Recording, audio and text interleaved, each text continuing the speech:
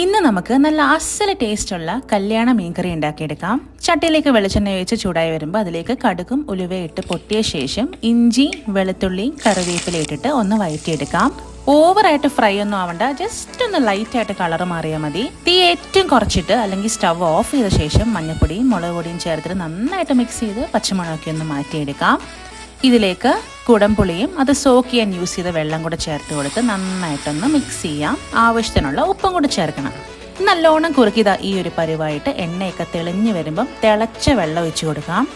ഇനി ഇതൊന്ന് തിളപ്പ് വരുമ്പോഴത്തേക്കിനും വൃത്തിയാക്കി വെച്ചിരിക്കുന്ന മീൻ കഷ്ണങ്ങളും കൂടെ ചേർത്ത് അടച്ചു വെച്ച് ഒരു 20 മിനിറ്റ് കുക്ക് ചെയ്യാം. ഇത് ഞങ്ങളുടെ കോട്ടയം ഭാഗത്ത് കല്യാണത്തലേന്ന് ഫാമിലിയും ഫ്രണ്ട്സും എല്ലാവരും കൂടെ ചേർന്ന് ഉണ്ടാക്കുന്ന ഒരു മീൻകറിയാണ് കേട്ടോ.